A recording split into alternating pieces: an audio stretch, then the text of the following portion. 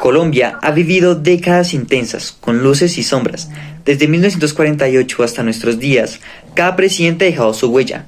Cada uno ha marcado este país, con reformas, con conflictos, etc. Pero todos se han encontrado con una sociedad que no ha dejado de transformarse. Hoy conversaremos con 5 invitados. Les haremos preguntas a cada uno de ellos. 2 personas han sido testigos de gran parte de la historia del país y 3 profesores que nos darán su mirada académica. A través de sus palabras recorreremos más de 70 años de historia presidencial en nuestro país. Como primera persona entrevistada, quiero una persona que sea consciente de lo que pasa en el país. Una persona que ha vivido estos últimos 40 años y una persona que ha afrontado problemas como las guerrillas, como el narcotráfico. Por eso mi primera invitada es una abogada. Ella se llama Jenny Adriana Mora García, licenciada en Derecho, como ya dije, y estas son las siguientes preguntas. Estamos con la abogada Adriana Mora García y le vamos a hacer ciertas preguntas. La primera es, usted creció en un país marcado por el narcotráfico y las guerrillas. ¿Qué recuerdos personales tiene de esa época y cómo cree que afectó a su generación? Bueno, buenas noches para todos. ¿Qué recuerdos tengo? Yo pues quiero hacer como primero un recuento de dónde vengo. Yo soy o vengo de un departamento muy marcado por la violencia. En este caso hablo del departamento del Caquetá. Y aunque no viví directamente la guerra, es decir, no estuve en medio de un conflicto, digamos dentro de una emboscada o demás, lo cierto es que sí se escuchaban muchas cosas. Y no solamente dentro del departamento, sino a nivel nacional. Entonces, ¿qué recuerdo de esa época? Bueno, hubo un caso específico que a mí me marcó mucho y fue el caso de una mujer que le pusieron un collar bomba. Por más de que las autoridades trataron de quitárselo, pues al final nunca se pudo lograr y pues obviamente esta mujer murió. Y además escuchaba muchas otras cosas, como cuando se viajaba, por ejemplo, a Caquetá, de personas que, pues obviamente había un retén de la guerrilla, las personas las hacían bajar, les hurtaban sus pertenencias, quemaban inclusive los vehículos en el que se transportaban. Mi papá es pensionado de la Procuraduría, y recuerdo que para esa época, en los años 80, yo aún estaba muy pequeña, hubo una toma guerrillera inclusive del M-19 al Palacio de Justicia en Florencia, Caquetá. No lo recuerdo, pero pues es lo que escucho de mi familia. Entonces, evidentemente, sí estuvimos muy marcados por el conflicto, o por lo menos mi generación sí vivió ese conflicto. ¿Cómo influyó? Hablo desde mi perspectiva personal, porque pues no puedo hablar desde la perspectiva de otros. Todo este conflicto, lo que hizo o lo que marcó por lo menos en mi generación es una de ellas, por ejemplo, a aprender a elegir bien a nuestros gobernantes, ¿sí? No eliges a un gobernante por un discurso o una muy buena oratoria, sino que realmente puedes elegir a un candidato cuyas propuestas tú las analizas y tú ves si es viable o no que esas propuestas se cumplan, ¿sí? Más allá de un discurso bonito. Se aprende también a amar a tu país, aprendes también a valorar lo que tienes, ¿sí? Porque pienso que es algo que de pronto se ha perdido en medio o en el transcurso del tiempo, y es a valorar lo que tenemos. Entonces, pues esas son las cosas que podría responder respecto a esa pregunta. Ok.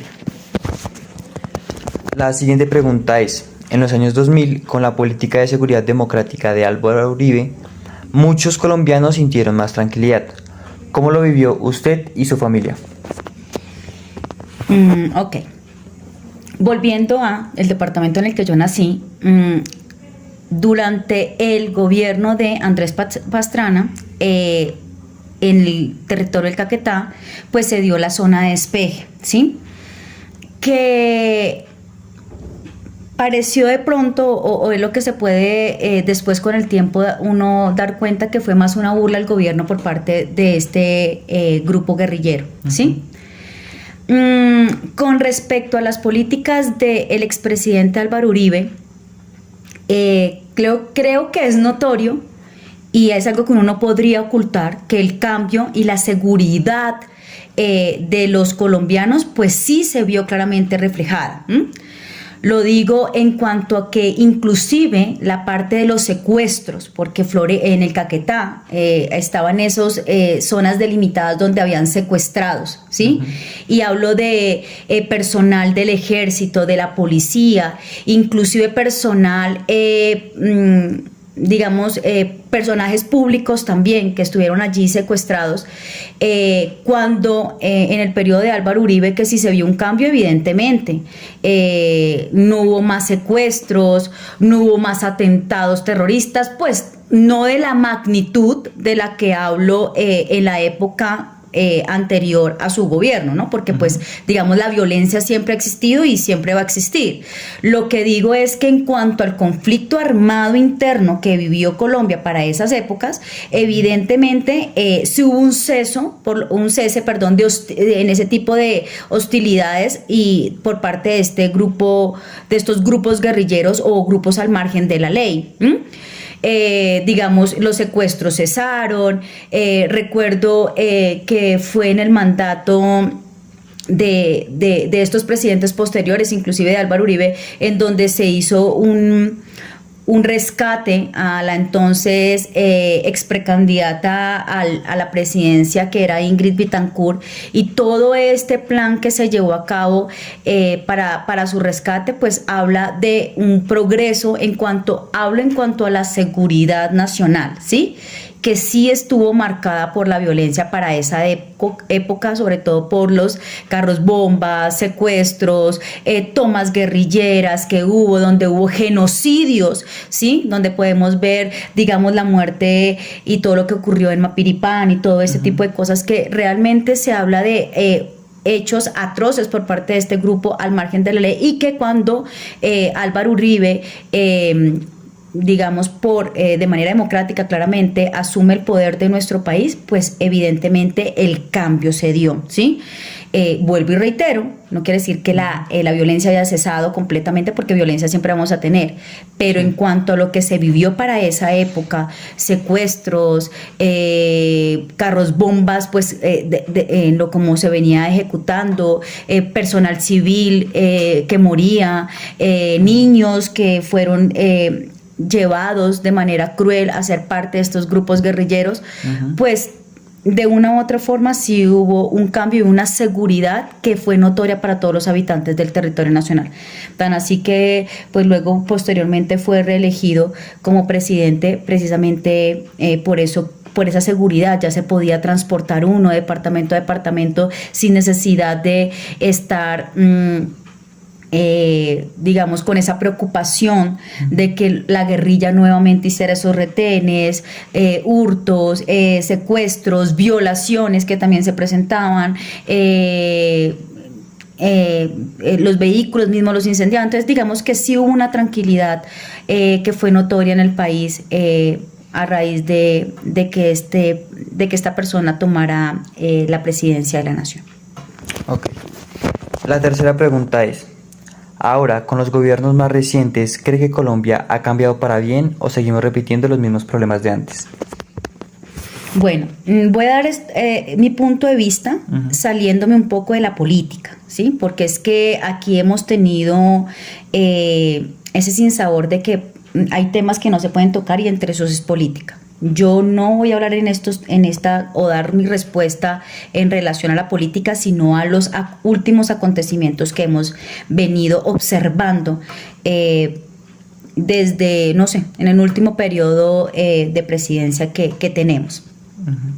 Es evidente que retornaron los secuestros, es evidente el asesinato de tanto líder, ¿sí? Social.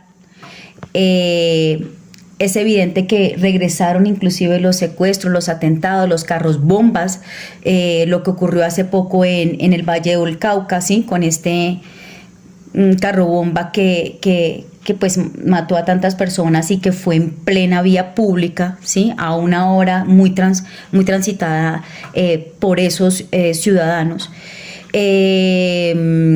Digamos que en cuanto a seguridad social, que es la pregunta que tú me estás haciendo, hemos vuelto a retornar a esas épocas donde estar en el territorio pues ya no es tan fácil poder transitarlo de manera tan tranquila como, entre comillas, lo que podríamos decir tranquila a periodos anteriores. Sí ha habido... nos hemos retrocedido en el tiempo realmente en cuanto a seguridad. En vez de avanzar, hemos retrocedido en el tiempo.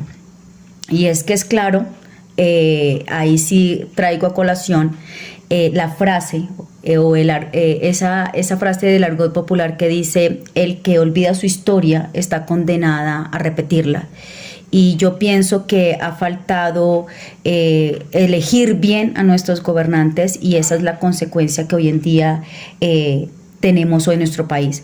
Yo me duele ver a un país porque crecí en esa época, ¿sí? Vuelvo y reitero, no lo viví directamente, pero pues crecí en medio de noticias, de personas que sí le ocurrieron ese tipo de atentados. Y cuando hoy en día vuelvo a escuchar este tipo de noticias, te traslada a un pasado que no estamos, que no tenemos por qué volverlo a repetir, ¿sí? Porque así como la sociedad es cambiante, la economía es cambiante, pues la historia también debe ser cambiante, y lo que estamos haciendo es volviendo a un pasado hostil, a un pasado cruel, a un pasado de guerras, de violencia, donde familias fueron destruidas, separadas, donde familias crecieron en medio del dolor, de la ira, de la rabia, ¿sí? Entonces, tristemente sí podría decir yo que volver a escuchar este tipo de noticias es, para los que vivimos esa época, es volver a escuchar noticias del pasado. Ok. Y por último, aunque usted no vivió directamente la violencia de los años 50, seguramente escuchó varias historias de sus padres o sus abuelos que le contaban ellos de esa época y cómo esas memorias marcaron su manera de ver a Colombia. Bueno, aquí es una pregunta muy personal, ¿no? Y la voy a responder de manera muy personal. Evidentemente, pues en los años 50 no lo viví directamente, pero mi familia sí. Mi madre es del Tolima, y para los años 50, 60, ¿sí? Precisamente por estas guerras de partidos políticos, por eso no, esta entrevista no la quiero hacer de manera política, sino recordando historia, ¿sí? Y de cómo podemos marcar diferencia nosotros en estas generaciones, sobre todo los jóvenes. Una historia que no viví pero que me contaron fue que a mi mamá le asesinaron a su padre y a un hermano de ella, sencillamente por la lucha entre partidos políticos, entre conservadores y liberales. Mi mamá claramente entonces pues creció sin la presencia de un padre, ¿sí? Y pues que si eso afecta, pues claro, la separación de una familia pues va a afectar siempre. Mi mamá no solamente tuvo que vivir eso, sino que tuvo que emigrar del Tolima, porque pues toda la familia obviamente estaba siendo o podría ser víctima también de continuar con los asesinatos en la familia. Entonces sí fue muy fuerte esta parte de mi familia, digamos, y gracias a Dios tengo el privilegio de poder contar esa historia de una mujer que fue una mujer valiente, a la que amo y admiro mucho. Y no recuerdo cuál fue la segunda parte de la pregunta. Yo te la repito. ¿Qué le contaban ellos de esa época y cómo esas memorias marcaron su manera de ver la historia de Colombia? Y ahora, ¿cómo marca estas situaciones mi forma de ver Colombia? Cuando tú creces en medio de un conflicto como este o escuchando noticias como estas, te lleva a valorar lo que tienes, a tener amor por tu país, amor por las personas, respeto y honra, a valorar la vida, ¿sí? A valorar cada momento que pasas en este territorio. Eso nos lleva no solamente a elegir bien a nuestros gobernantes, ¿sí? Eso hace parte de, evidentemente, pero cuando te formas o creces en esto, tienes un sentido de pertenencia que hoy en día se ha perdido en la juventud, ¿sí? Por eso vemos que en medio de las marchas, que no está mal marchar, ¿cierto? De hecho, es un derecho que a todos nos asiste. Está mal cuando dañan cuando dañan todo, digamos, entidades, cuando afectan la economía, cuando destruyen o generan un detrimento en el erario público, ¿sí? Cuando tú ves esto en los jóvenes, tú dices, no saben de lo que están aprovechando ahorita porque no vivieron esa época, ¿sí? Ahí se desgasta inclusive recursos naturales y demás. Lo que las personas que vivimos esto, esa época te lleva a no queremos volver a repetir esta historia.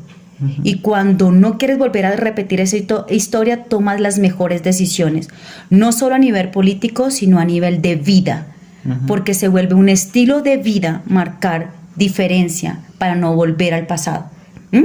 Por eso, digamos, un caso que es que fue que sonó mucho en nuestro país y a nivel internacional fue el caso de Miguel Uribe, un hombre que nació y creció en esta violencia, ¿sí? Que hoy en día su familia también vive esto, ¿sí? Porque lo separaron a su hijo de esta violencia. Y cuando tú ves este entorno, tú dices, yo no quiero volver a la época de secuestros, no quiero volver a la época de terrorismo, no quiero volver a la época de tanta muerte a población civil, de tanta muerte a policías, a militares, que son personas que realmente defienden la patria, y tú dices, hay que tomar las mejores decisiones. No los tomas, ¿cierto? Vuelvo y reitero, como en la primera pregunta dije, por un discurso bonito. Piensas y toma las decisiones creyendo en que eso que te están proponiendo te va a llevar a no repetir. Y eso es lo que marca la historia para personas que hemos vivido o que vivieron ese conflicto. No queremos volver a repetir una historia. Por lo tanto, hay que saber elegir, hay que saber tomar buenas decisiones, hay que saber convivir. Estamos en una sociedad, somos seres y estamos en una sociedad y debemos aprender a convivir, ¿sí? El respeto se ha perdido, la tolerancia se ha perdido, y eso no necesito ir hasta un político para decir que hay conflicto, porque nada más tú sales y ya encuentras personas conflictivas, y es allí donde no quieres volver a repetir eso. Vale, muchas gracias. Bueno, gracias. Es muy importante lo que ella acaba de decir, pero siguiendo por esta rama, quiero seguir por mi siguiente entrevistado. Él es un profesor que se especializa en el área de humanidades. Él ha tenido mucha experiencia en el área también social. Entonces, por eso mi siguiente entrevistado va a ser el profesor Alexander Moreno. Bueno, siguiendo con las entrevistas, estamos acá con el profesor Alexander Moreno. Bueno, la primera pregunta es, durante los gobiernos del Frente Nacional se hablaba de estabilidad política, pero también de exclusión. ¿Qué tan real fue ese equilibrio entre orden y democracia? Pues realmente yo pienso que no hubo un total equilibrio. Lo único que hubo fue una negociación para alternarse el gobierno del Frente Nacional, una parte del Partido Liberal y el Partido Conservador. Se trató de llegar a una tregua entre esos dos partidos, lo cual tuvo poco éxito. Considero yo que ese orden y esa estabilidad no se dieron adecuadamente, al punto que eso finalmente termina acabándose, no de la mejor manera como se había pensado, simplemente fue como un periodo para poder estabilizar las relaciones bipartidistas entre el Partido Liberal y el Partido Conservador. Vale, profe. La segunda pregunta es, en los años 80 y 90 Colombia vivió simultáneamente narcotráfico, guerrilla y crisis política. Desde su perspectiva, ¿qué presidente enfrentó mejor y peor esa tormenta? Yo considero que realmente los presidentes que tuvieron un mayor protagonismo y una mejor acción efectiva frente a esos aspectos que acabas de mencionar, Felipe, fue el expresidente César Gaviria Trujillo. ¿Por qué lo digo? Porque a él fue el que le tocó, primero, bueno, tenía un instrumento muy importante que le garantizó esa lucha, y fue básicamente la creación de la Constitución Política del 91. Bajo su gobierno se suscribe esa Carta Magna se dan una serie de instrumentos para que él pudiera tener una acción real frente a los grupos, en este caso del narcotráfico, el cartel de Medellín y el cartel de Cali, y él pudo liderar la captura y también, bueno, la muerte infortunadamente de este capo del narcotráfico, lo cual permitió que el país viviera o pusiera fin a un largo periodo de violencia derivada de toda esa lucha de Pablo Escobar por no querer entregarse a la justicia colombiana ni a la justicia de Estados Unidos. Entonces creo yo que los expresidentes que hubo, de Julio César Turbay Ayala, del expresidente Virgilio Barco, él fue el que tuvo un papel más contundente en la lucha contra la violencia en el país. Okay. Y por último, profe, hoy vivimos el primer gobierno de izquierda en Colombia. ¿Cómo se conecta este hecho con la larga historia de presidentes que tuvimos desde 1948? Pues considero yo que en Colombia venimos no solo desde 1948, sino desde antes, liderados por presidentes de derecha. Solo hasta ahora, con el gobierno del presidente Gustavo Petro, hemos visto que se ha dado un oxígeno, un respiro a esta gobernanza del partido, bueno, en este caso del Partido Conservador y de la derecha en Colombia, y creería yo que desde ese momento el que podía haber tenido un matiz también de corte izquierdo socialista hubiera sido Jorge Eliezer Gaitán, pero que infortunadamente, como todos sabemos, fue asesinado el 9 de abril de 1948, entonces creo que se frustró, no teníamos noticia, solo hasta ahora creo que después de tanto tiempo un presidente de izquierda logra llegar al poder, y eso ha marcado una clara diferencia con respecto a los gobiernos de derecha en el país. Vale, muchas gracias, profe. Los dos puntos de vista que hemos tenido han sido realmente extraordinarios, pero ahora quiero un punto de vista diferente, un punto de vista que sea totalmente diferente a lo que hemos hablado. Por eso, la siguiente entrevistada va a ser la profesora Adriana. Ella es licenciada en inglés y esta es la siguiente entrevista. Buenos días, estamos con la profesora Adriana y les vamos a hacer unas preguntas. La primera pregunta es, desde su mirada académica, ¿qué tan importante fue la Constitución de 1991 en la transformación política y social del país? ¿Y qué vacíos cree que aún dejó? Bueno, académicamente, pero tú me estás preguntando en la parte social y económica, más no en la educación, o en las tres, te puedo hablar de las tres. Sí, claro, a partir de esa época hubo cambios muy importantes a nivel económico que fueron positivos un poco. En la parte de educación tal vez no tanto. Me parece a mí que a partir de que se implementaron todos estos cambios con el PI, todo empezó como para peor, porque pues ya definitivamente los estudiantes no se esfuerzan mucho debido a la promoción automática, la cuestión de los logros y recuperaciones, entonces pues no, el nivel educativo ha disminuido muchísimo a partir de ahí, desafortunadamente, sí. La segunda pregunta es, a lo largo de distintos gobiernos, Colombia ha oscilado entre intentos de paz y momentos de fuerte confrontación armada. ¿Por qué cree que nos ha costado tanto lograr una paz duradera? Aquí en este país, desafortunadamente, hay muchísimos elementos en contra, hay muchas cosas en juego. Una importantísima es la corrupción y el narcotráfico. Entonces vamos a decir que desafortunadamente muchas de las personas que están en el poder tienen contacto con el narcotráfico y son corruptas. Eso hace que todo se entorpezca más. Y por último, si tuviera que identificar un patrón común en la mayoría de presidentes colombianos desde 1948 hasta hoy, ¿cuál sería ese rasgo que se repite en la forma de gobernar? Desafortunadamente, vuelvo y tengo que repetirlo, es nefasta la corrupción que hay en el país.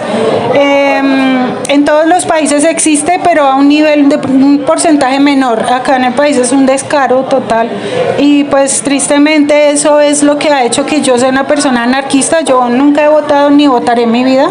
La democracia es muy bonita en teoría, pero en la práctica se ha visto que no funciona y es precisamente da pie a la corrupción, porque los políticos, para poder subir, lo que hacen es empezar a pagar favores, ¿no?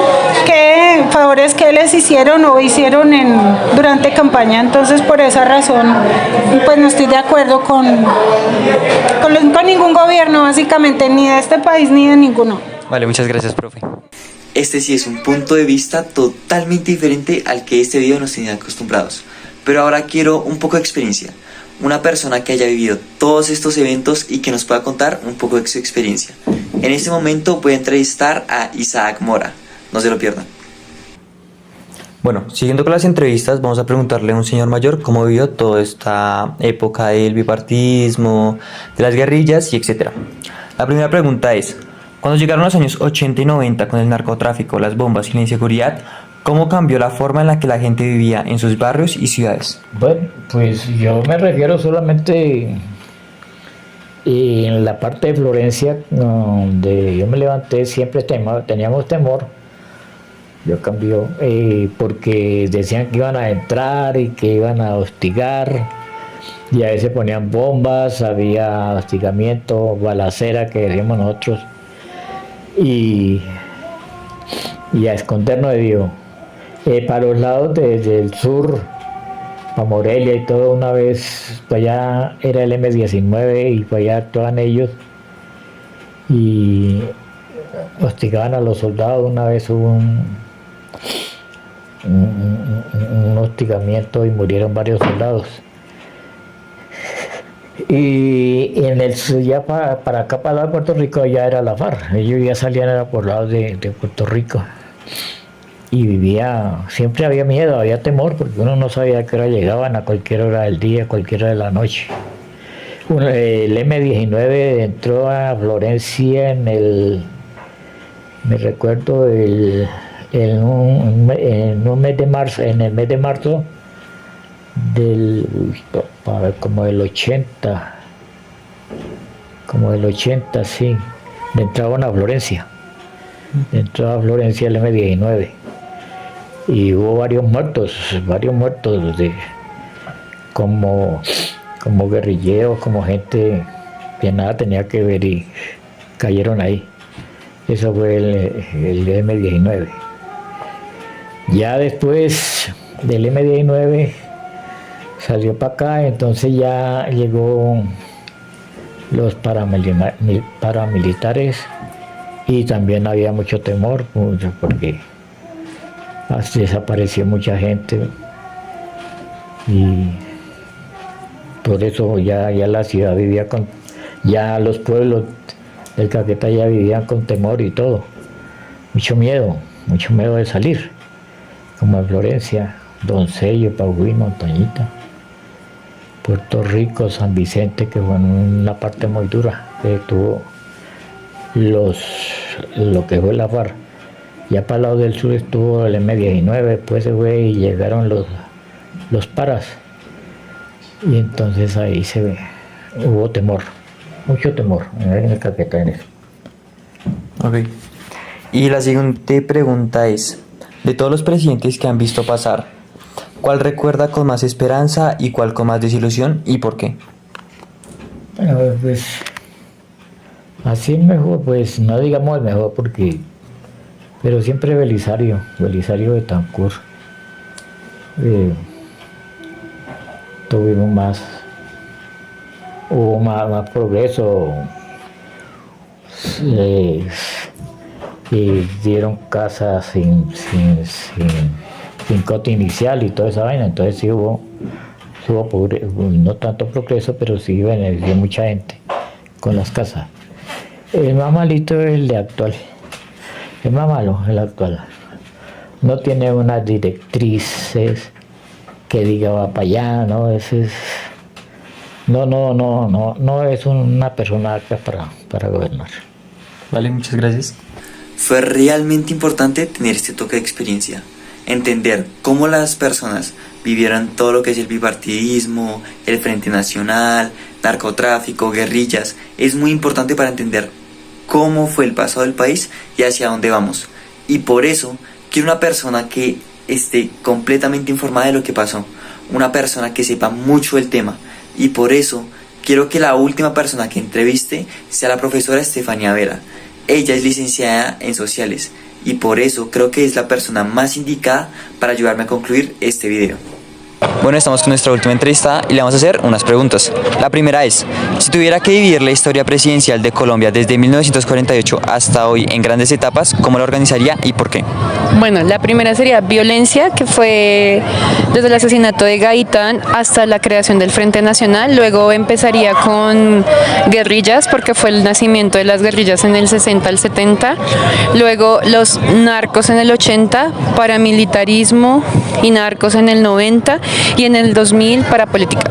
¿Por qué? Porque son las etapas de la historia, porque los gobiernos han sido marcados por esas características. Ok. La segunda pregunta es, ¿qué presidentes cree que realmente transformaron el rumbo del país y cuáles pasaron casi desapercibidos? Bueno, marcaron Rojas Pinilla, porque empezó con el Frente Nacional,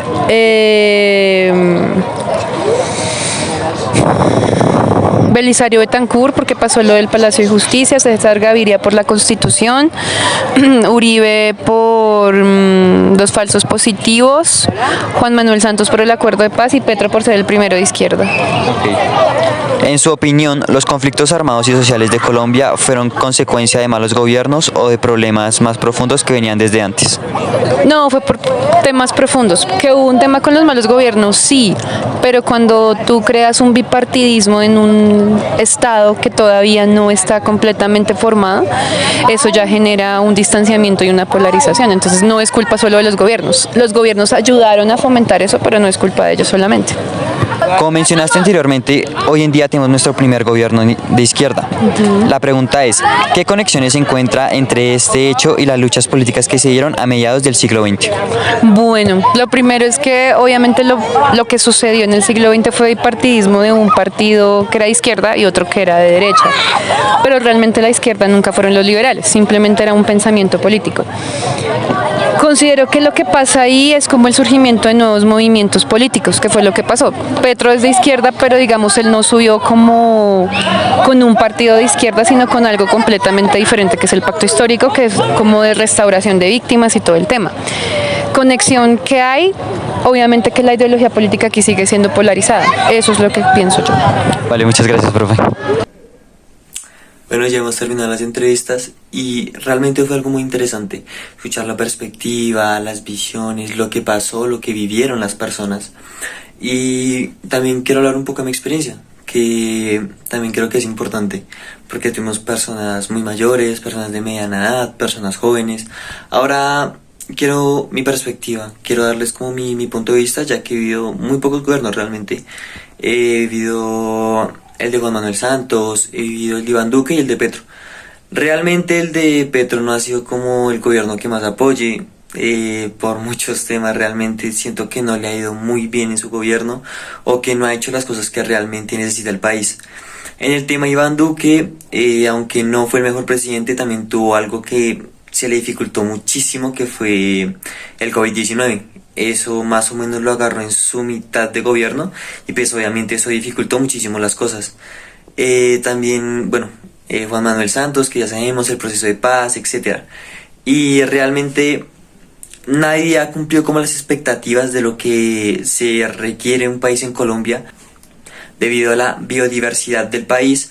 Y obviamente creo que es algo muy importante. Tener un gran presidente es muy importante para este país, ya que somos un país que ha tenido muchos problemas, el narcotráfico, paramilitares, guerrillas, pero es muy importante tener un buen presidente. Y creo que esa es como mi reflexión realmente. Votar por el mejor.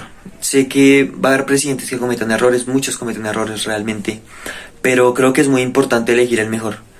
Y actualmente pues ya casi tenemos que elegir presidente y realmente no sabría decirles cuál sería el mejor en este caso, pero quiero concientizarlos a que voten por el mejor y que piensen en el futuro de este país, que realmente lo necesita explotar esas capacidades que tiene este país. Bueno, muchas gracias por ver este video y muchas gracias por prestar atención.